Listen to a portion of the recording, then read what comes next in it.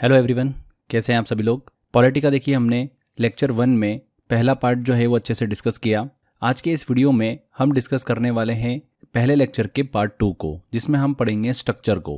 भैया हमने वहाँ तक तो स्टोरी समझ ली थी कि हमारा संविधान बना कैसे। अब बात करते हैं कि जो हमारा संविधान बना है उसका स्ट्रक्चर कैसा है, उसमें जो प्रस्तावना है वो कैसी है, प्रेएम्बल जो है उसको हम डिस्कस करेंगे, उसके पार्ट को हम डिस्कस करेंगे, उसके भाग को डिस्कस करेंगे और आर्टिकल और शेड्यूल के बारे में बात करने वाले हैं। पहले लेक्चर के अंदर हम 4 पार्ट डिस्कस कर रहे हैं। पहले पार्ट में हमने बैकग्राउंड को डिस्कस किया, दूसरे पार्ट में हम स्ट्रक्चर को डिस्कस कर रहे हैं, तीसरे पार्ट में हम सोर्स को डिस्कस करेंगे और चौथे पार्ट में हम डिस्कस करेंगे संविधान सभा मतलब कॉन्स्टिट्यूएंट असेंबली। तो चलिए शुरू करते हैं हमारे लेक्चर को।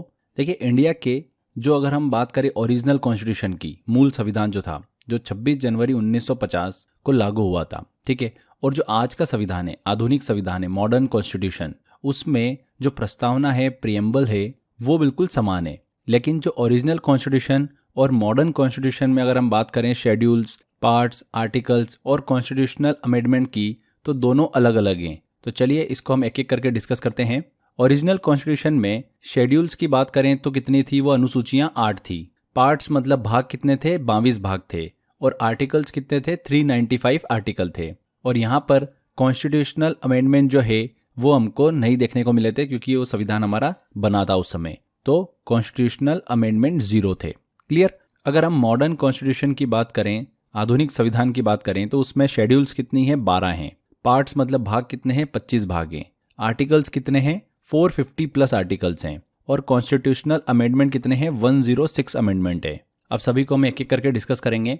सबसे पहले हम बात करते हैं संविधान की प्रस्तावना की, प्रेएम्बल ऑफ इंडियन कॉन्स्टिट्यूशन। तो भारतीय संविधान की प्रस्तावना क्या है।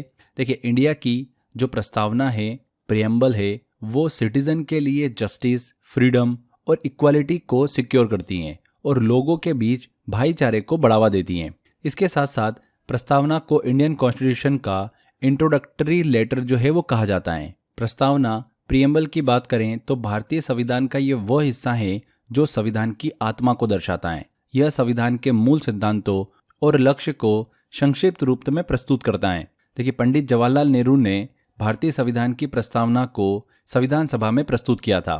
इसे ऑब्जेक्टिव रिजोल्यूशन के नाम से भी जाना जाता है। आगे चलकर यही प्रस्तावना संविधान सभा की प्रस्तावना के रूप में स्वीकृत हुई थी। भारतीय संविधान की जो प्रस्तावना है, प्रिएम्बल है, इसको अमेरिका के संविधान से लिया गया है। तो भारत के संविधान निर्माताओं ने किससे प्रेरणा ली है, अमेरिका के संविधान से प्रेरणा ली है। अब देखिए जो भारत का संविधान है उसकी जो प्रस्तावना है उसमें कई शब्दों और अवधारणाओं को अलग अलग ऐतिहासिक घटनाओं और क्रांतियों से प्रेरित होकर शामिल किया है। अब ऐसे वर्ड कौन कौन से हैं, जैसे कि socialist, secular, integrity, liberty, equality, ऐसे कई वर्ड जो है हमको प्रस्तावना में देखने को मिलते हैं। यहाँ पर ध्यान दीजिएगा, जो वर्ड है सोशलिस्ट, सेक्युलर और इंटीग्रिटी, इसको 42वें कॉन्स्टिट्यूशनल अमेंडमेंट 1976 के तहत इंडियन कॉन्स्टिट्यूशन में जोड़ा गया था। कौन से संविधान संशोधन के तहत, 42वें संविधान संशोधन 1976 के तहत, ठीक है। इसके अलावा लिबर्टी, इक्वालिटी और फ्रेटर्निटी, इन शब्दों को 1789 की फ्रेंच रिवॉल्यूशन से लिया गया है। भारत के संविधान की प्रस्तावना में जस्टिस वर्ड भी हमको देखने को मिलता है, जिसके 3 फॉर्म होते हैं जस्टिस के, सोशल जस्टिस, पॉलिटिकल जस्टिस और इकोनॉमिक जस्टिस। जस्टिस वर्ड को 1717 की रशियन रिवॉल्यूशन से लिया गया है। इसके अलावा रिपब्लिक वर्ड की बात करें तो इसे फ्रेंच से लिया गया है। तो ये कुछ इंपॉर्टेंट चीज़ें जो आपको पता होना चाहिए, एग्जाम में पूछ लेते हैं इससे रिलेटेड। अब इन वर्ड को हम थोड़ा सा अच्छे से डीप समझते हैं। देखिए अलग अलग प्रस्तावना के तत्व बोलते हैं, एलिमेंट बोलते हैं इन वर्ड्स को। तो सबसे पहले हम बात करते हैं सॉवरिन की। सॉवरिन वर्ड जो है हमको प्रस्तावना में देखने को मिलता है। इसका मतलब क्या होता है कि इंडिया जो है वो पूरी तरीके से एक इंडिपेंडेंट कंट्री है। इसका मतलब है कि इंडिया किसी अदर कंट्री के कंट्रोल में नहीं है और वह अपने सभी डिसीजन खुद ले सकता है, यही इसका मतलब होता है। इसके अलावा हमको सोशलिस्ट वर्ड देखने को मिलता है, समाजवादी।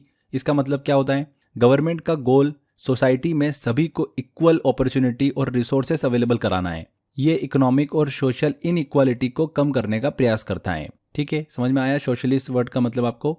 इसके अलावा इसके बाद हमको सेक्युलर वर्ड देखने को मिलता है, पंथ निरपेक्ष बोलते हैं हिंदी में से। सेक्युलर का मतलब क्या होता है, इसमें इंडिया में कोई भी धर्म जो है वो राजधर्म नहीं है। सभी धर्मों के लोगों को समान अधिकार और सम्मान मिलता है और सरकार का कोई धर्म जो है वो नहीं होता है। ठीक है, तो ये सेक्युलर वर्ड है। इसके अलावा हमको डेमोक्रेटिक वर्ड देखने को मिलता है, लोकतांत्रिक, डेमोक्रेटिक का मतलब क्या होता है, इंडिया में जो गवर्नमेंट होती है वो सिटीजन्स की गवर्नमेंट होती है। यहाँ के लोग अपने रिप्रेजेंटेटिव को चुनते हैं जो उनके लिए लॉज बनाते हैं और शासन करते हैं। ओके, तो ये डेमोक्रेटिक वर्ड का मतलब है। इसके बाद हमको रिपब्लिक वर्ड देखने को मिलता है, गणतंत्र। रिपब्लिक का मतलब क्या है कि इंडिया का सुप्रीम लीडर पब्लिक द्वारा चुना जाता है, न कि किसी किंग या फिर क्वीन के द्वारा चुना जाता है। इसका मतलब ये है कि प्रेसिडेंट पब्लिक के द्वारा चुने गए रिप्रेजेंटेटिव के माध्यम से ही चुना जाता है। ओके, तो यह है रिपब्लिक, गणतंत्र का मतलब। आगे बढ़ते हैं, जस्टिस की बात करते हैं। हिंदी में इसे न्याय बोलते हैं।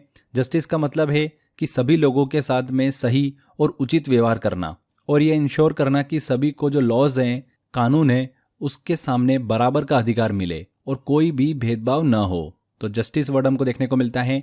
इक्वालिटी वर्ड जो है, समानता, ये भी हमको देखने को मिलता है। इक्वालिटी का मतलब आपको समझ में आ भी रहा होगा, सभी लोग जो है वो इक्वल हैं और सभी को इक्वल राइट्स और अपॉर्चुनिटी मिलनी चाहिए, चाहे उनकी कास्ट, रिलीजन, जेंडर या इकोनॉमिक कंडीशन जो है वो कुछ भी हो, उन सभी को इक्वल राइट्स जो है वो दिए जाएंगे। इसके बाद में फ्रेटर्निटी वर्ड देखने को मिलता है। इसका मतलब क्या होता है, सभी लोगों में ब्रदरहुड और म्यूचुअल सपोर्ट्स की भावना जो है वो होना चाहिए।